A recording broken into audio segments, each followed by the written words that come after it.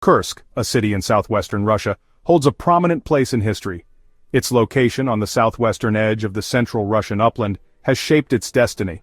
Situated on the banks of the Sime River, Kursk has long been a crossroads for trade and a strategic prize in times of war. Its fertile lands attracted settlers for centuries, and its position on the open steppe made it a target for invaders. However, this very vulnerability also fostered a resilience in its people, a determination to defend their home against all odds. The flat, open terrain surrounding Kursk has dictated the course of many battles. Armies have clashed on these very grounds, their fortunes rising and falling with the tides of war. From ancient times to the modern era, the city has witnessed the ebb and flow of empires. It has been a witness to the clash of civilizations, a silent sentinel on the frontier of East and West. Its very soil bears the scars of these conflicts, a testament to the human cost of ambition and aggression. From the Mongol hordes to the armies of Napoleon, Kursk has stood as a bulwark against invasion. Its strategic location has made it a linchpin in the defense of Russia's heartland. Control of Kursk has often meant control of the surrounding region, granting access to vital supply lines and communication routes. This strategic importance has come at a heavy price, as Kursk has found itself at the center of numerous conflicts throughout its long history. The 20th century brought new horrors to Kursk, with the city caught in the crossfire of both world wars. World War I saw Kursk occupied by German forces, its economy shattered, and its people suffering. The Russian Civil War brought further devastation, as rival factions fought for control. However, it was during World War II that Kursk etched its name into history. The Battle of Kursk in 1943 was a turning point on the Eastern Front. German forces launched a massive offensive aimed at retaking the initiative. Their target was the Kursk salient, a tempting opportunity for victory. The Battle of Kursk was a clash of titans, a titanic struggle. German forces equipped with Tiger and Panther tanks hoped for a swift victory. They believed a successful offensive at Kursk could turn the tide. However, the Soviets were prepared. They had fortified their positions, creating a layered defense. The ensuing battle was one of the largest tank engagements in history, a maelstrom of steel and fire that raged for weeks. The Kursk salient became a graveyard for thousands of tanks and soldiers. Despite their initial successes, the German offensive stalled, their forces depleted and their morale shattered. The Red Army, bolstered by fresh reserves, launched a counteroffensive, and marked the beginning of the end for the German war effort in the east. The legacy of Kursk is not solely defined by its wartime sacrifices. The city's name is linked to a recent tragedy that cast a long shadow over Russia's naval ambitions. On August 12, 2000, the nuclear-powered submarine K-141 Kursk sank in the Barents Sea. It was a stark reminder of the unforgiving nature of the sea. The K-141 Kursk was a formidable Oscar II-class cruise missile submarine. Commissioned in 1994, it was one of the most sophisticated submarines in the Russian Navy. On that fateful day, the Kursk was participating in a naval exercise. At 11:28 a.m., a catastrophic explosion ripped through the submarine's forward torpedo compartment. The blast sent shockwaves through the water, registering on seismic sensors. The Kursk plunged towards the seabed, coming to rest at a depth of 108 meters. The immediate aftermath of the explosion was chaotic. The crew in the forward compartments were killed instantly. In the aft compartments, 23 sailors survived the initial explosion. They retreated to the 9th compartment hoping for rescue. News of the disaster spread slowly, hampered by initial confusion and a reluctance to acknowledge the severity of the situation. For hours after the explosion, Russian authorities maintained radio silence, clinging to the hope that the Kursk had suffered only minor damage and would be able to surface under its own power. As time passed and the Kursk failed to re-establish contact, the grim reality of the situation began to dawn. The Russian Navy launched a massive search and rescue operation, deploying a flotilla of ships to the area.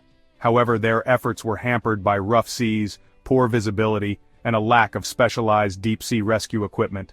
The world watched and waited, hoping against hope that survivors would be found. Inside the 9th compartment, the trapped sailors fought for their lives. They had access to limited emergency supplies, but time was running out. Oxygen levels were steadily dropping, and the frigid water temperature made hypothermia a constant threat. Captain Lieutenant Kolesnikov, demonstrating extraordinary courage in the face of death, took charge of the situation. He rationed the remaining supplies and maintained order, determined to keep his men alive for as long as possible. International response. A glimmer of hope dashed. As days turned into nights, the plight of the Kursk and its crew gripped the world's attention. Offers of assistance poured in from countries around the globe, including the United States, Britain, Norway, and Japan. These nations offered their expertise and specialized equipment, hoping to aid in the rescue effort. However, the Russian government, initially hesitant to accept foreign assistance, delayed its response. Pride, coupled with concerns about revealing military secrets, played a role in the decision-making process.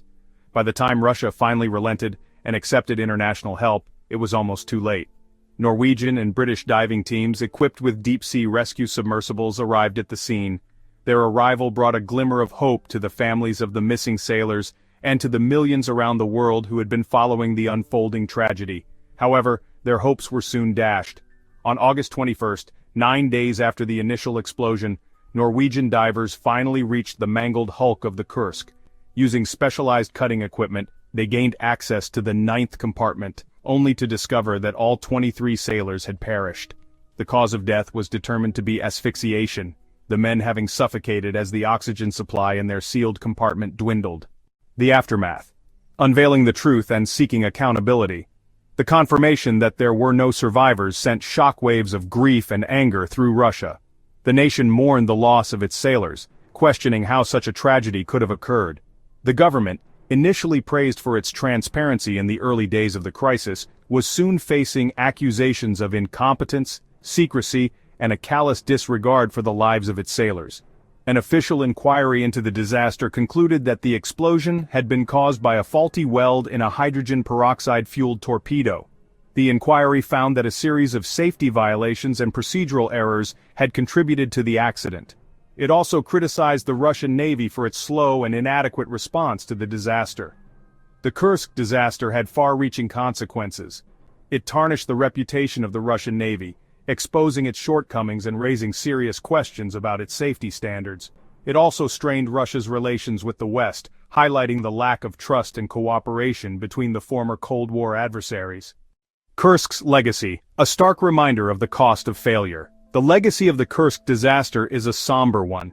It serves as a stark reminder of the inherent dangers of submarine warfare and the importance of maintaining the highest safety standards. It underscores the need for international cooperation in responding to maritime disasters, where time is often of the essence. The Kursk disaster also highlights the human cost of such tragedies. The 118 sailors who perished aboard the submarine were fathers, husbands, sons, and brothers. They were highly trained professionals who dedicated their lives to serving their country. Their loss was a tragedy not only for their families, but for all of Russia. In the aftermath of the disaster, Russia implemented a number of reforms aimed at improving submarine safety. These included stricter safety regulations, increased training for submarine crews, and the development of new rescue equipment. The Kursk disaster also led to a renewed emphasis on international cooperation in submarine rescue operations. Remembering Kursk, honoring the lost. The city of Kursk, forever linked to the submarine that bore its name, stands as a testament to the enduring spirit of its people. It is a city that has known both triumph and tragedy, a city that has witnessed the best and worst of humanity. The Kursk submarine disaster, a tragedy that unfolded in the depths of the Barents Sea, serves as a reminder of the fragility of life and the ever-present dangers faced by those who serve beneath the waves. It is a story of courage and sacrifice, of loss and accountability. Most importantly, it is a story that must be remembered so that lessons can be learned and future tragedies prevented. As we reflect on the 25th anniversary of the Kursk disaster, let us remember the victims, honor their service, and strive to create a safer world for all who venture beneath the waves. Let us also remember the importance of international cooperation, for in times of crisis, it is our shared humanity that binds us together.